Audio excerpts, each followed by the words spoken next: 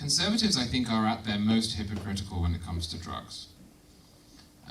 On two or three fronts. The first one is that conservatives are the people who pride themselves, often quite rightly, on being against failed government programs.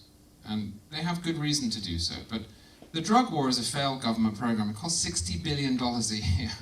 It doesn't work. $60 billion a year. Sorry? Oh. I thought maybe it was more than that. It doesn't work. So on the basis of how much it costs, and then what it does, which is rip apart the Fourth Amendment, which is disproportionately affect poor people. And I haven't seen this so much in America, but in England, when I was at university, I went to Oxford University, and everyone there was taking cocaine. And Everyone. If the immigration service is watching, that doesn't include me.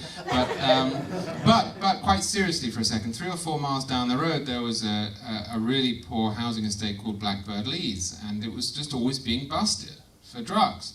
Well, no one ever came into Oxford University and took the drugs away. We know who is hurt here. This is bad government, and this is government that hurts people. And then in the abstract as well, you have a program that really should be the enemy of anyone who calls himself a conservative. A program that is frankly offensive to the Constitution.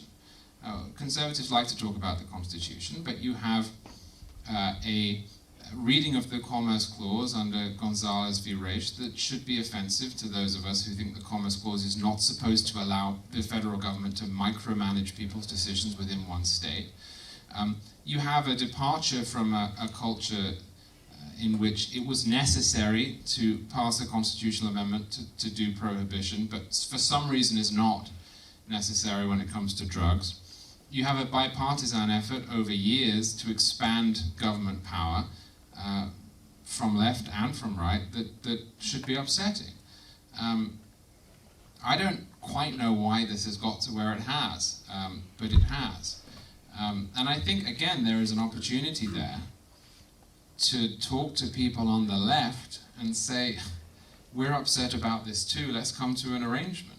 We don't want people knocking down doors in the middle of the night, throwing grenades at babies, which is what happens. We don't want people shot by SWAT teams over a small amount of drug possession. And frankly, we don't want gang warfare that is in some regards the product of the drug war. And I don't know why we don't do it. I never see those meetings between left and right.